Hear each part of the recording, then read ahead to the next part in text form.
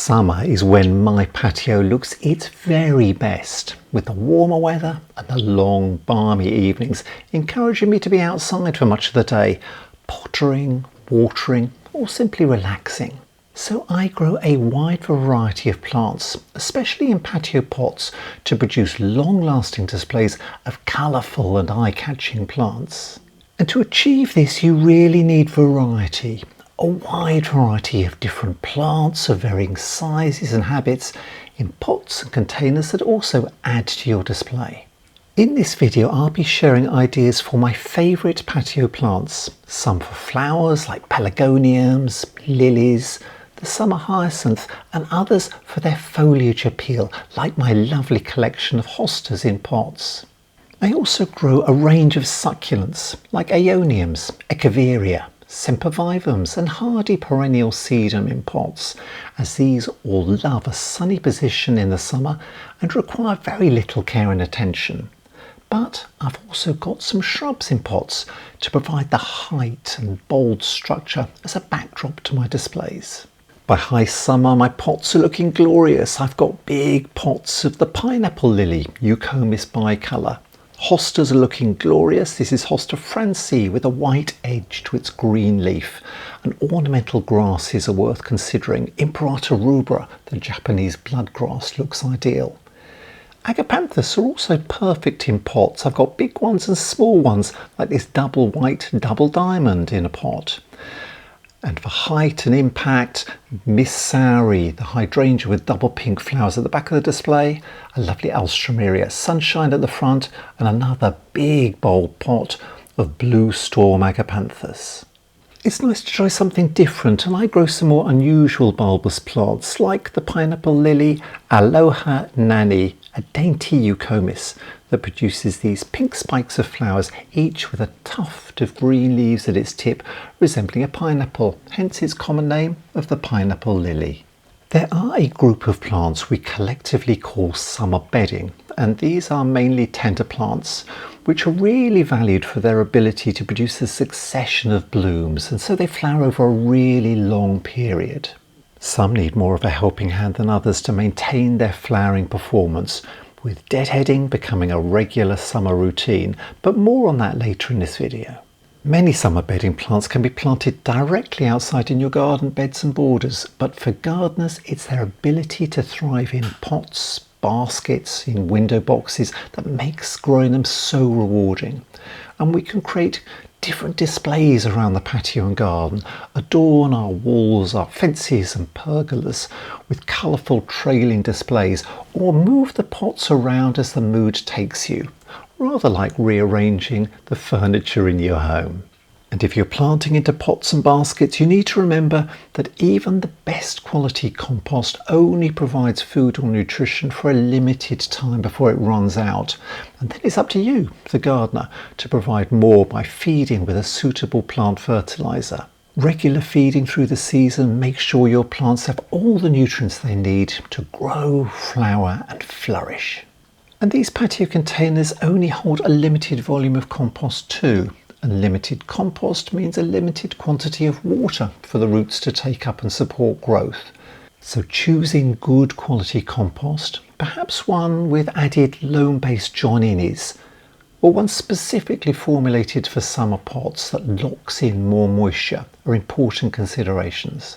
Frequent watering is an essential gardening routine, probably daily during those hot summer days. Some people set up automatic drip watering systems to keep their pots watered, installing computerized timers attached to their outside tap and irrigation system to turn the water on and off at set times and intervals to do the job for them. And these can certainly be worth considering, especially if you can't be around each day to provide the watering regime that your plants really need. But keep watching this video as I've included more watering tips along the way to help you ensure pots never go short of water. However, if you are someone who does plan to be away a lot through the summer, then perhaps bedding plants with a high demand for water aren't the best choice of plants for you. So I've got suggestions later in this video for vibrant patio displays that use colourful alternatives for you to consider. But back to bedding plants. How do you choose the right ones for you? There are several things to keep in mind when making your choice. The first is colour, and the colour scheme you choose for your displays, and garden centres should have a wide range of colourful varieties for you to choose from. Plants don't grow in isolation but need suitable companions, whether that's for contrasting or complementary flowers, foliage, habit or form. So consider your planting combinations carefully, or even choose some ready planted pots and baskets that suit your colour scheme. Next, consider the style of growth of each plant and its vigour. Some types grow bigger and are more robust than others, so they could smother their daintier neighbours. And plants have different growth habits too. Some grow nice and bushy, some tall and upright, while others are lanky or spreading or trailing. So choose these characteristics when picking plants for your displays. For instance, in a large pot or hanging basket, you might consider something taller for the back or centre of your arrangement, with lower plants around it, or even some trailing varieties around the edges to hang down. And these trailing types are a good choice for baskets, as they'll spread over the edges to help disguise their container, as you often don't want an unsightly basket or its liner to shine out from your display. And there's one other thing you should consider, and that's the aspect of your garden, or whether these plants are going to be standing in sun or shade for all or part of the day. Now, while most bedding plants are quite tolerant of these varied conditions, if you do have a position that's mainly in full sun or in full shade, then you should consider specific plants that flourish in these conditions. For instance, a good choice for full sun can be Pelargoniums or Geraniums that will cope with the heat and even tolerate drying out a little on occasions. While for shady positions, I found Impatiens or busy lilies ideal. These grow well in pots and baskets, and I do like the Beacon series of busy lilies that are really resistant to a nasty fungus disease called downy mildew that spread widely a few years ago and decimated these lovely summer flowering favourites. There were a few years when we couldn't grow busy lilies at all, but then those clever plant breeders developed these colourful Beacon busy lilies, which I planted into a large bowl to create a display that blooms well in a shaded position to provide some extra summer colour. Begonias also bloom well for me in the shade. I grew this hanging basket of Begonia sunset shades on the back wall of my house, where it was in full shade until really late in the day, and it loved it. With the shade and protection of the house, it kept flowering repeatedly right through summer until the end of autumn. Quite outstanding. Look out for Begonia glowing embers with glowing orange flowers and bold veined leaves. Or how about Begonia illumination golden picotee for real impact from your patio displays. The mocha begonias, like mocha yellow, have also bloomed continually for me in troughs and baskets, and there are other colours in the range too, including red and mocha white. The non-stop range of begonias have been around for a while and are great performers, really living up to their name non-stop by producing a succession of new flowers to keep their displays going month after month. How about Begonia non-stop yellow for something to really shine out on a shady patio? But there are colours to suit every colour scheme, including non-stop dark rose that I planted in one of my hanging baskets. But you do need to go on provide them with attention until the frosts finally bring the display to an end. And deadheading is one of those things just to do every few days. Just go over the plants, and if you find any faded blooms, you can just sort of pick those off. Just snap those off earlier, further down into the plant itself. Just remove any old petals and things you see, just to keep the display looking its best. You might also see the seed heads developing on them, so these can be picked off too. So just go over the plants, pick off anything that fades and leave these other flowers to develop. And of course, in addition to deadheading, watering, just baskets will need water. You can usually tell just by lifting the basket at the base, see how heavy it is, but just make sure you give it plenty of water to keep this display going. I won't need to feed because I mixed some slow release fertiliser into the compost at planting time, but just give them a really good drench of water every few days. Water will overflow and drip down. I've got a fern down below actually to catch the water, and once it's had a really good soaking, then I can go on and water the rest of the bedding plants in pots. If you buy small bedding plants during spring, then I always think it's best to pot these up into bigger pots and grow them onto a larger size under cover in your greenhouse or your conservatory if you've got one. And that's exactly what I'm doing here with these Nemesia Lady Anne. Then you'll have larger plants with a really good root system to plant outside when the weather improves in late spring or early summer, whether into borders or into pots and baskets. Once the weather's warmed up and risk of frost has passed in your area, you can plant patio pots outside.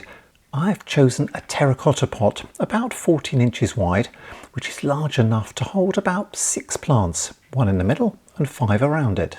Then I've added a good layer of peat-free compost, removed the plastic pots from the small plants and spaced these out over the compost, filling in around each one with compost so I can carefully twist and lift out each pot in turn and pop in the root ball of each Nemesia down into the perfect hole the size of its root ball, firming compost around each one as you go. And lastly, I'm sprinkling some slow release fertiliser granules over the compost around each before watering thoroughly to settle the compost down around the plants and washing down the fertiliser into the compost to complete the job.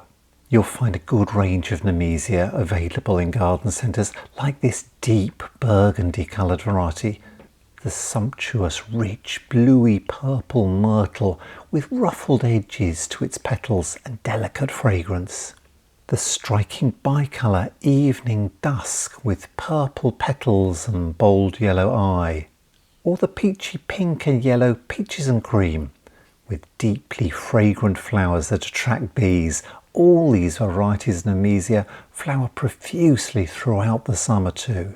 And this is one of my favourite summer bedding plants for fragrance. Growing it in a pot, you could put it in a hanging basket as well if you want, but this is Nemesia Wisley Vanilla, and it really does reflect its name. The vanilla fragrance is lovely. I've positioned this pot next to my garden bench because it fills the air with this wonderful aroma of vanilla. Beautiful repeat flowering performance. These flowering stems will just get longer and longer and taller with new flowers opening from the tip. Really long flowering season, perfect in a patio pot. And this actually is its 2nd year. I didn't do anything with in the winter other than just cut the plant back down to its base, put the pot in a shelter position behind my garden arch, and then come the spring, new shoots began to form and it's come up and flowering again for a 2nd year. So this is just a little tip: don't throw away your summer bedding plants at the end of the year, because some of them you can get through the winter to enjoy a 2nd or maybe even 3rd year of flowering from them without having to do anything to them at all. I hope you enjoyed this video. If so, give it a thumbs up and please subscribe to my YouTube channel at Adam's Gardening Guides, and I'll produce more inspiring gardening videos from my garden. Thank you. And while summer bedding is mainly about flowers, some varieties are really valued for their colourful leaves. For foliage contrast, why not add Helichrysum petiolari variegatum, which produces long, stiff stems with alternating leaves along their length, and each green leaf has a lovely cream edge. Doesn't it look lovely here, supporting Nemesia and a white verbena? And you can get simple silver-leaved Helichrysum too, here grown in a basket along with an ivy-leafed Pelargonium. Coleus have always been a foliage favourite for me, and they're easy to propagate from seed or from cuttings. Commonly called the flame nettles, Coleus have been renamed recently as Solenostemum, but you'll still find most nurseries sell them as coleus. The Kong series have big, bold leaves, and I love using these strong growing coleus as tall feature plants in large pots and baskets. There are several colours of Kong in a range too, including Kong Lime Sprite, bright and eye-catching. Coleus were really popular houseplants in the 60s and 70s, with dozens of name varieties available, but went out of favour when people lost interest in houseplants. But in recent years they've regained their popularity, with colourful new ones being developed all the time, like Vulcan, with a striking golden wavy edge to its red leaf. While for something neat and compact, look for the Flamethrower series, with varieties like Serrano. Or for orange tones, check out Coleus Campfire. Who would have thought you could grow an ornamental sweet potato in your summer displays, but these beautiful varieties of Ipomoea produce lovely heart-shaped leaves on spreading and often trailing stems. You might need to search them out, as they're often not as widely available as flowering bedding plants. But it's worth taking a look at the fresh Ipomoea barbatus Lime and its deep, almost purplish black leaf relative Ipomoea black tone. I've seen other varieties available too, like this tray of mixed varieties I found in a local garden centre, so see what you can find in your area. For a really trailing habit, take a look at Glaucoma hederaceae variegata, sometimes listed by its synonym of Nepeta. This could be a great addition to your hanging baskets, with small oval green leaves splashed with irregular white and cream markings, helping to set off its more colourful companions. Creeping Jenny is another useful foliage plant for containers, in particular this golden leaved variety called Aurea. Its spreading, weeping stems fill in nicely around other plants in your display and is partnered well with other golden plants like this dainty golden leafed Bacopa with its tiny white flowers. Cineraria could be a good choice for adding a touch of silver to your displays. The wavy edged leaves of Cineraria silver dust have a soft hairy surface that shows this variety will survive well in hot, dry summer conditions. Or how about Senecio Angel Wings, for a really large oval leaf to add a bold feature plant to your arrangements. This would even look great growing in a pot on its own.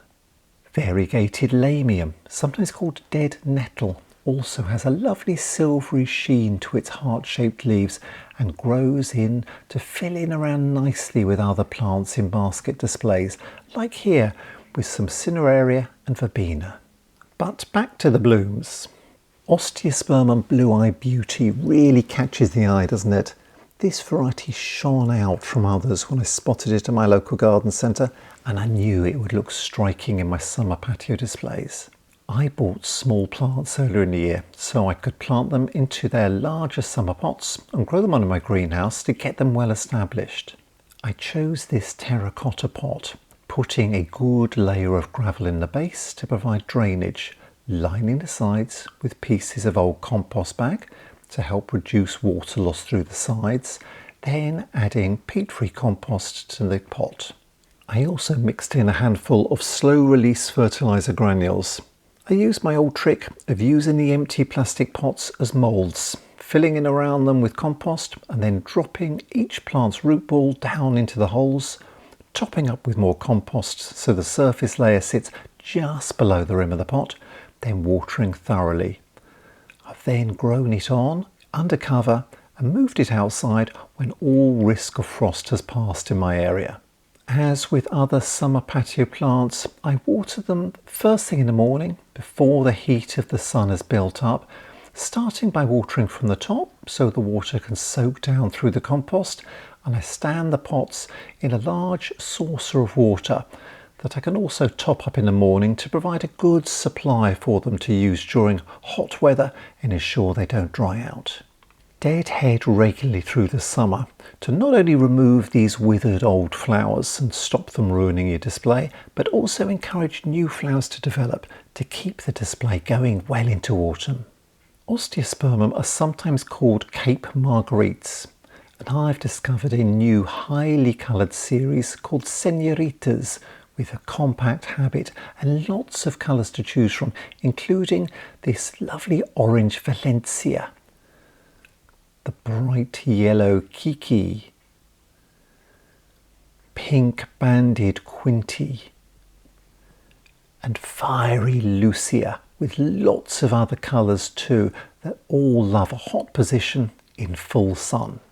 Mixing water retaining gel into your compost can also have benefits by improving the water holding capacity of the compost. It comes as a white crystal, so just put some in a bowl and add water, which it absorbs to become a gel, and this can be mixed into your compost. I don't always do this, but if you live in a very dry area, you're expecting a hot summer, or you just want to embrace another method of improving the water retention of your compost, then adding water retaining gel at planting time could also have its benefits. Pelargoniums, or Geraniums as they're commonly called, are a great choice for a very open sunny site on a hot patio, and they come in a wide range of colours too, like this candy rose, or perhaps pink, or a pink bicolour. You'll find Pelargoniums in red, rich salmon, or perhaps orange would suit your colour scheme, not forgetting white of course. I chose a large terracotta pot for my Pelargoniums and planted them generously to create a bold and impressive display. Peat-free compost is ideal for them, keeping the surface of the compost just below the rim of the pot, then watering well to settle the compost around each root ball. And once established, Pelargoniums really don't need quite as much water as many other bedding plants, standing up well in hot, dry summer conditions. Petunias are also popular for summer displays. So how about Petunia Espresso Frappe Rose, a lovely compact variety with striking rose pink flowers, each with a gorgeous frilly petal. It's ideal in pots and baskets, looking sensational throughout the summer. There are double flowered varieties too, like Petunia Thumbelina Priscilla, with fragrant flowers, great for trailing basket displays, or Maria, or another double in this range bred by David Curley, with sky blue colours and compact habit. Or for something vigorous that will spread and trail, look out for petunias like Sophinia Rose Vein.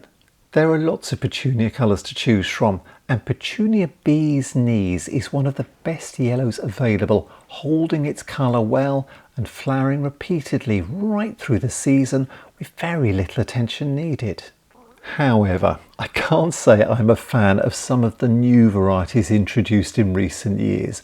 What do you think of this one from the Crazy Tunia collection called Green with Envy? Or how about Petunia Night Sky, with purplish blue petals covered with white speckled markings, purportedly reminiscent of the constellations shining out brightly in the sky. It may be different, it may be unusual, perhaps it even stops you in your tracks. But for me, for all the wrong reasons. There aren't many plants I dislike, but these are high on my list. What do you think? Do you love them or hate them? Please add a comment below. Perhaps I'm in the minority, as Petunia Night Sky has won a Flora Select Award for its unique colouring, and also an Award of Garden Merit from the Royal Horticultural Society. But it's not for me. Moving swiftly on. How about petunias I do love? Petunia Queen of Hearts is a striking variety with these bold magenta heart-shaped markings on the petals of their large open single blooms. It's vigorous, growing into a bold mound, and has a semi-trailing habit. I've planted it here in a large pot surrounding a hardy variegated yucca that lives in a pot all year round, and I change the colourful bedding plants around it from summer to winter, replacing the summer ones once the displays come to an end with something like pansies for winter and spring colour.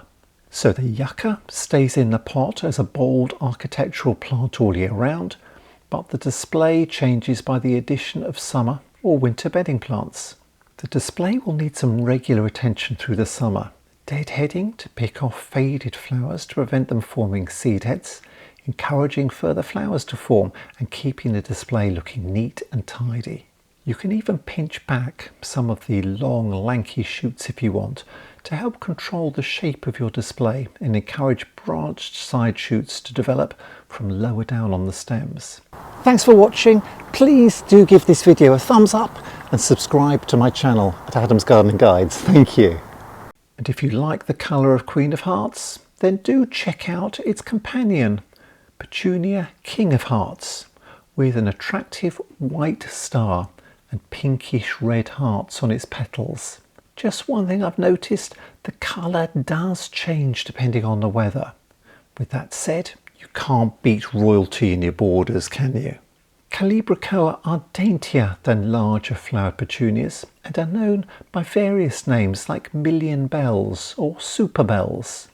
They're actually a native of South America, and plant breeders have been working on these over recent years to develop a wider range of colours and varieties with good weather resistance. They do prefer warmer conditions. They look good in hanging baskets where their trailing habit shows off their flowers well, but they do need rather fiddly deadheading, and be careful when handling them, as I've found their stems quite brittle and prone to breaking. Several bedding varieties of Dahlia can be grown from seed or from dormant tubers bought early in the year and starting into growth in small pots. Short and compact Dahlia varieties grow well in pots, and a favourite of mine has always been one of the dwarf gallery series called Art Nouveau that produces a succession of cerise pink flowers through summer into autumn.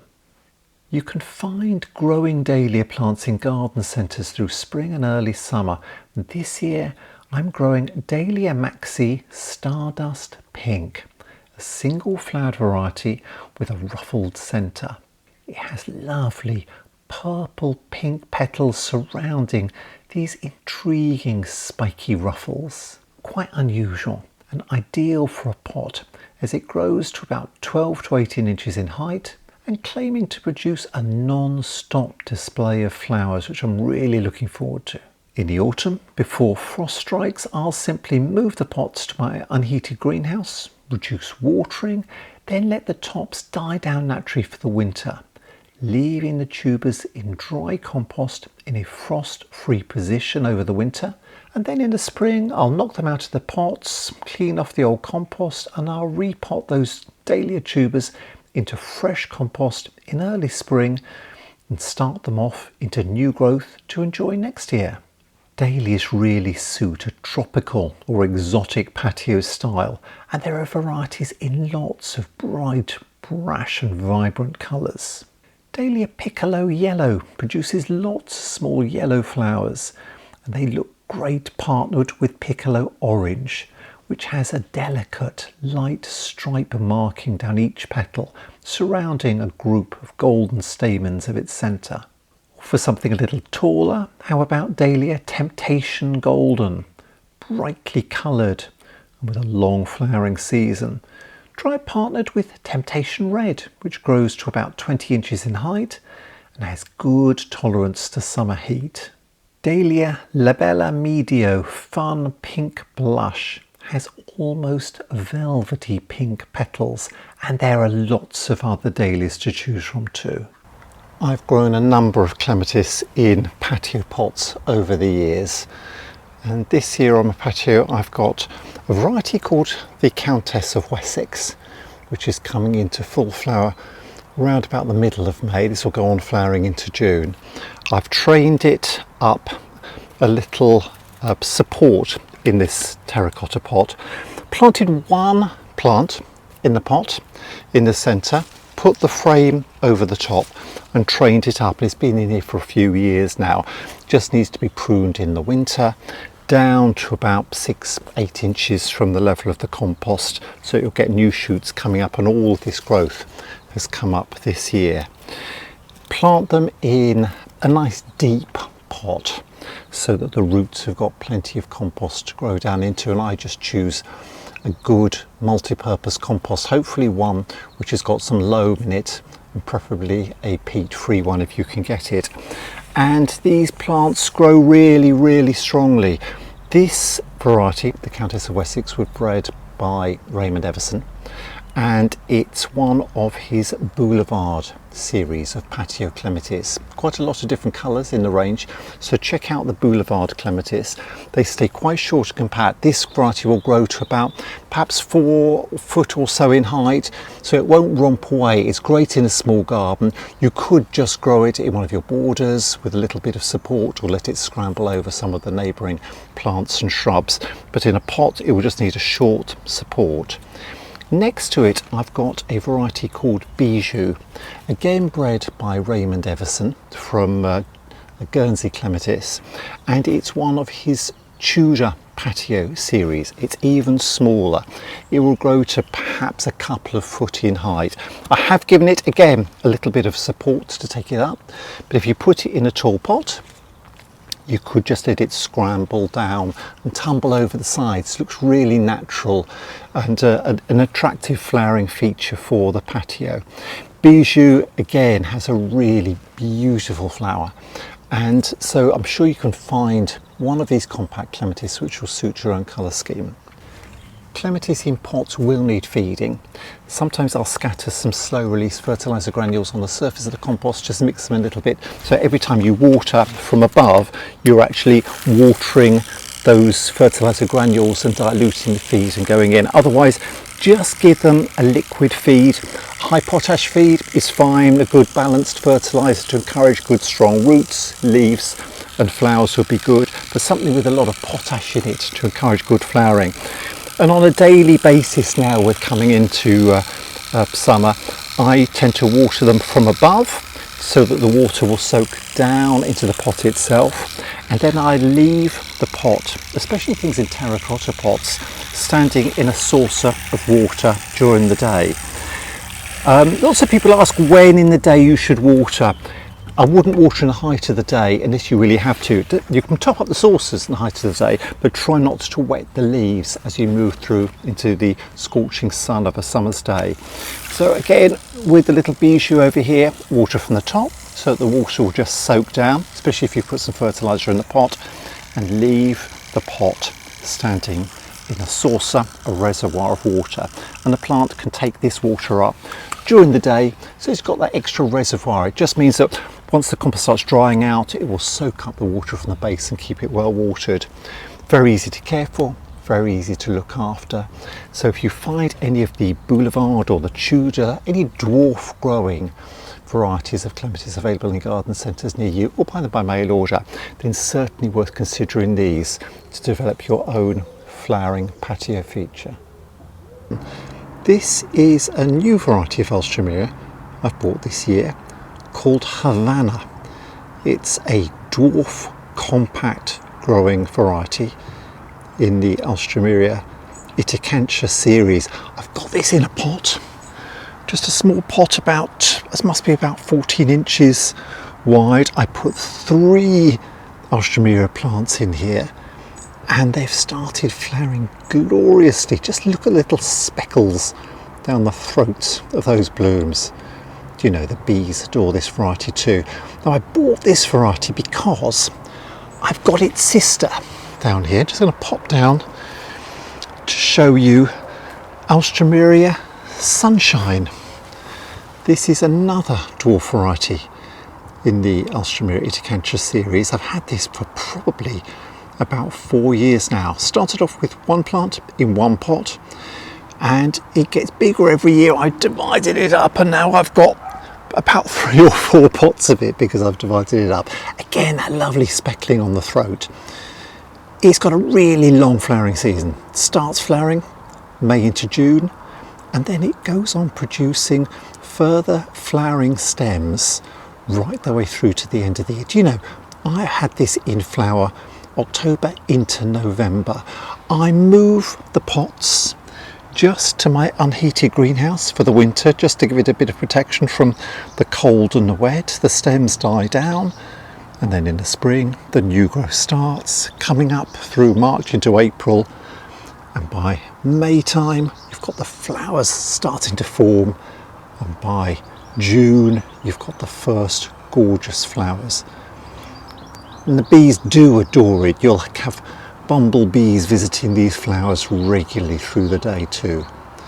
So this is Itacantia Sunshine, and the other variety, my new one this year, was Itacantia Havana. Flowers have faded and finished. Grab them at the base and just give them a little short tug at the bottom, and the whole stem comes off completely. So when flowers have faded, grab the stem, pull it up, breaks off neatly at the base and encourages new flowers to grow. Aeoniums are great in patio pots too. These are succulent plants, I think native to the Canary Islands, so they really don't need that much water. They'll be great in a hot, sunny patio. Gorgeous, great, large rosettes of foliage coming up. They do flower, but usually it's just the leaves that you'll grow this for.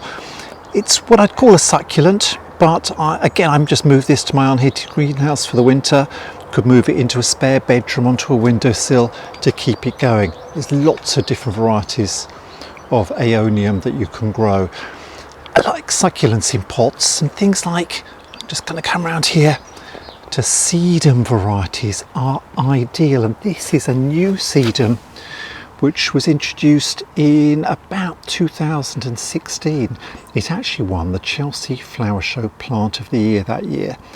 It's a Sedum called Atlantis.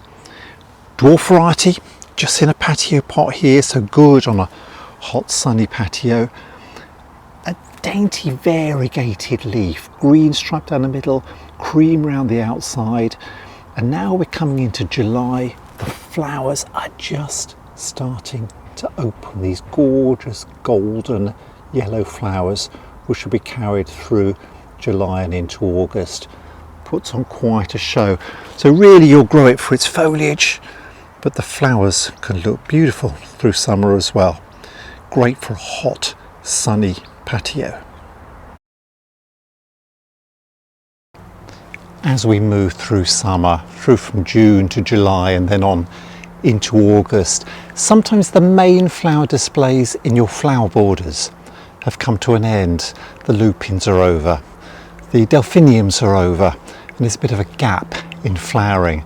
And this is when I like to think that my patio comes into full swing with a lot of bulbs planted in pots. On the left and right of me, I've got these lovely doubled flowered rose lilies. You'll find a video on my channel all about growing lilies in pots, and these give you wonderful displays and some height to your patio pots. But one bulb which comes from South Africa, which I do like growing in my patio pots and sometimes in my borders as well, provided you've got a sunny position, is Galtonia. And this white flowered variety is Galtonia candicans, and its common name is sometimes the summer hyacinth. And one reason I love this bulbous plant is that it flowers round about the end of July through August, and it fills what is commonly called the August colour gap. There can be a delay between the onset of autumn flowering plants. The early summer ones have finished, the autumn ones haven't really started, but Galtonia fills that August colour gap by coming into full flower. Now this is a bulbous plant. It grows from a bulb. You'll plant it in the spring, and in a pot I'll probably plant about 5, maybe 6 bulbs in a large 12-14 inch pot, and it can grow to a good metre, at least 4 foot, sometimes a little bit higher, if it's got really good growing conditions and the bulbs are really established. So plant in the spring, grow the bulbs in pots. They're quite hardy, but you could put them outside really once warm conditions have started. So I usually start them off in the springtime, plant the bulbs around about March to April time, get them going, and once weather conditions are warmed up through May into early June, I'll move those pots outside onto my patio, and then the stems will grow up and I'll get these beautiful flowering stems developing towards the middle end of summer, around about July into August. Now the flower spikes themselves grow quite tall. The strap-like narrow leaves are much lower down on the plant, and at the tips of each of these stems you'll get a selection of 20-25 or more of these lovely nodding white bell-shaped flowers. They start opening at the bottom of the spike and gradually they open in succession as we get up towards the tip. So you'll get flowering over several weeks as the Galtonia puts on its wonderful summer show. There is another variety of Galtonia I have grown before, which is called Galtonia viridiflora. Again, it grows from a bulb. Don't think it's quite as hardy as Galtonia candicans, and it has a lime green flower to it. So again, a really lovely bulb from South Africa, which you can grow in pots for your summer displays. These are a range of rose lily double flowered lilies, and aren't they absolutely glorious? I've got a mixture of different name varieties here, and these doubled flowered ones are so impressive with layer after layer of beautiful petals. This is a new lily I've planted this year called Lilium lechliniae. I planted the bulbs early in spring and they've grown up taller than me now, the height of summer during July. It produces tall stems covered with multiple flowers, each of these golden flowers with beautiful blackish brown speckled markings on its petals. It's absolutely glorious, and the flowers just hang daintily, producing a display like this which will last for several weeks to brighten up my patio. Another favourite dwarf variety of lily I grow in a pot is this one called Garden Party, a lovely dwarf variety with a golden band across the centre of the flower, brushed with an apricot pink colour down the centre of each petal. Beautiful little speckled, freckled markings on it as well. This is a perfect variety to go in a patio pot. Probably reaches about 2 foot in height, so certainly one if you're growing it in a pot to put towards the front of your patio displays.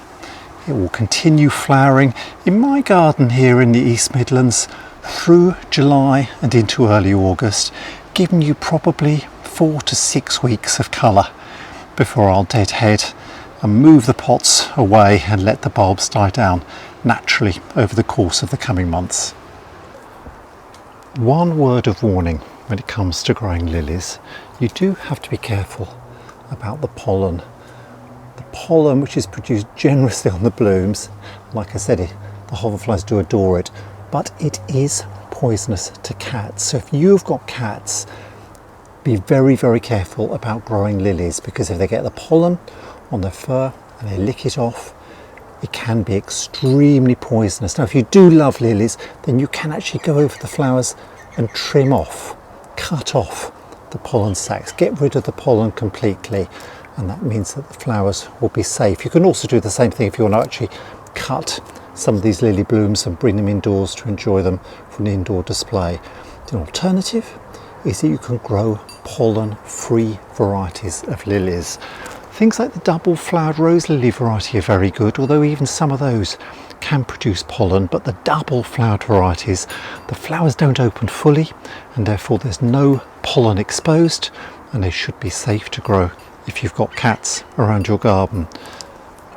Otherwise, if you want to grow lilies safely, again, just pop over the flowers as soon as they open, just trim off the pollen sacs, and the flowers will then not produce pollen which will get on the cat's fur. Just bear in mind that all parts of the lily are poisonous, so if your cats do start nibbling plants, those could be poisonous, and perhaps avoid growing lilies altogether. And something else to look out for when you're choosing the lilies to grow in your garden is look for those varieties which have received a very special award from the flower experts at the Royal Horticultural Society, and Garden Party has been awarded the Award of Garden Merit, a real accolade for a lily. It just shows it's a garden worthy variety. It will grow well in the patio, and lots of varieties of lilies have received an Award of Garden Merit. So check in the plant catalogues and see if your favourite varieties have got it. It's certainly worth searching out these award-winning plants when choosing things to grow in your garden, whether that's flowers, fruits, vegetables, trees, shrubs, whatever it is. The Royal Horticultural Society has awarded lots of garden plants this very special award, and it means they're going to be the best performing plants to grow in your garden. That's why I've chosen Garden Party as one of my favourite dwarf lilies for my patio pots.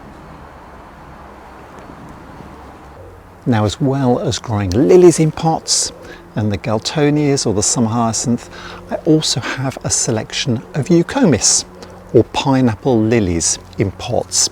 And again, these are really good on a sunny patio. They will grow up and give you flowering display probably through July, August and September, and even the seed heads can look quite attractive on these. This is a dwarf variety called Eucomis Leia.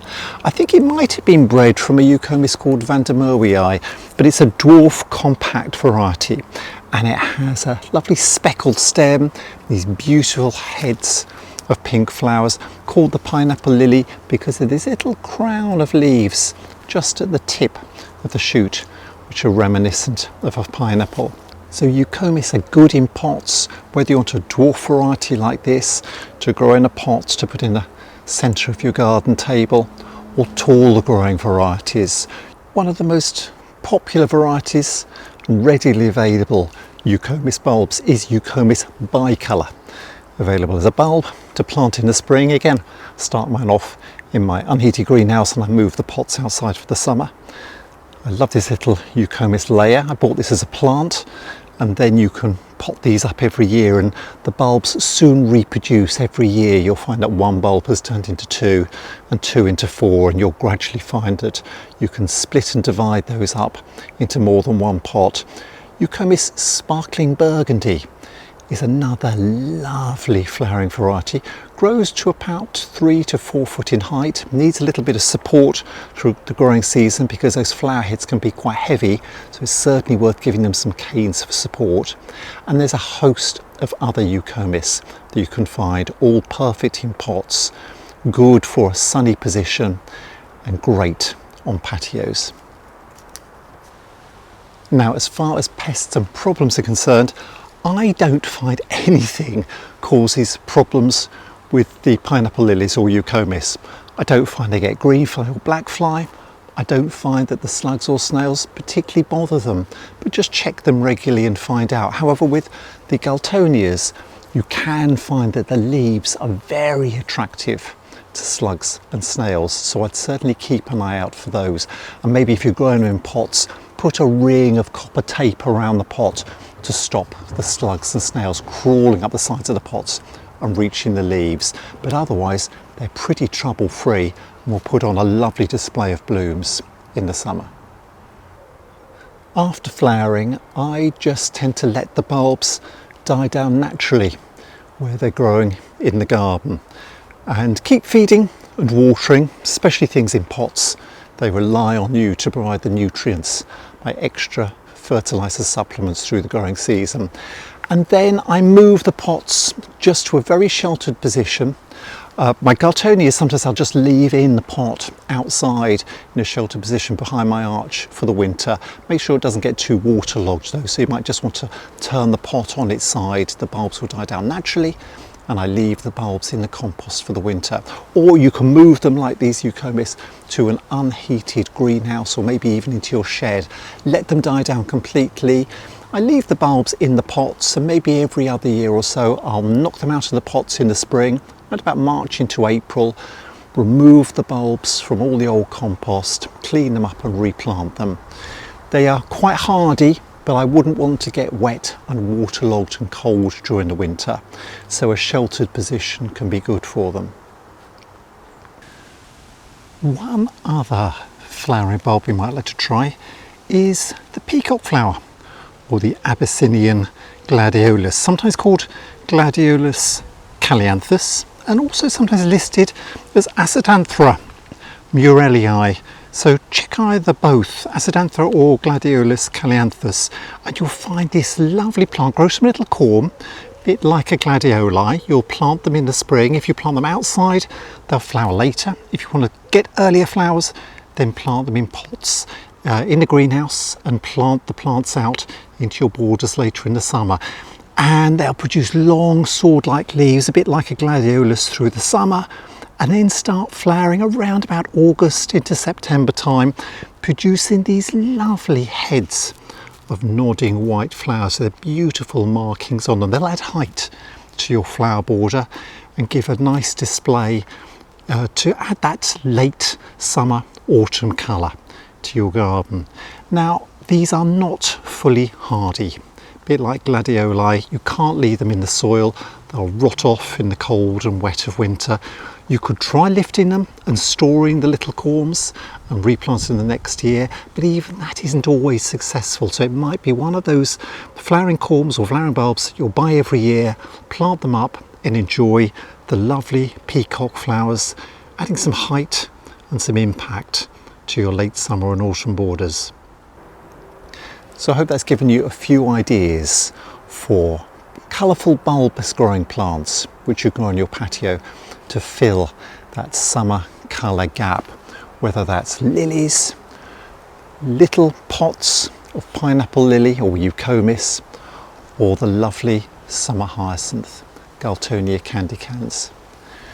Try your hand at growing something new, and you'll have something different to traditional summer bedding plants for your patio pots, and something which will give you height, impact, and really create a talking point.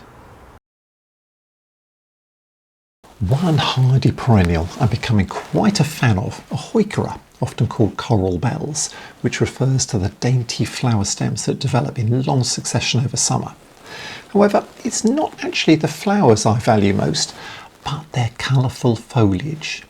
These are low-growing, mound-forming hardy perennials that look good almost all year round due to their colourful leaves that come in an exciting range of colours.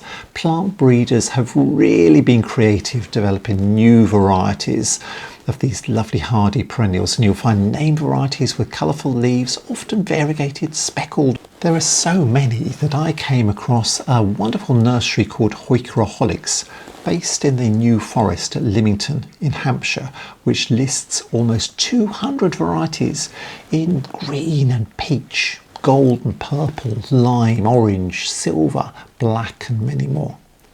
Many varieties are good in the sun, particularly the darker leaved ones, like the strong growing obsidian with its nearly black glossy leaves, but most like dappled shade.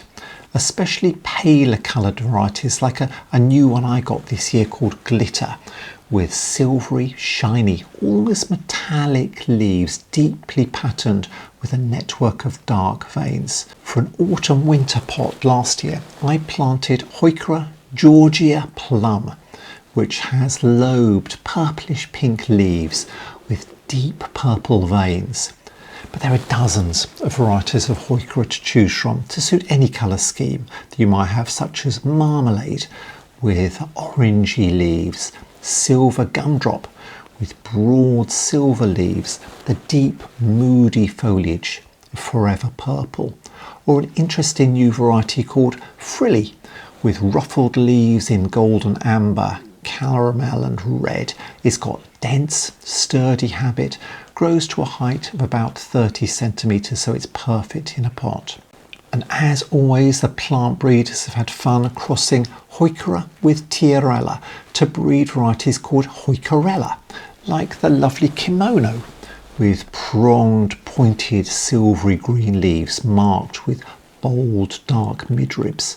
Heucheras are also evergreen and good in shade with a mounded habit, but on the whole they're slightly more vigorous than Heucheras. And don't forget, Heucheras and their relatives are just as much at home in borders as they are in pots for a beautiful seasonal display.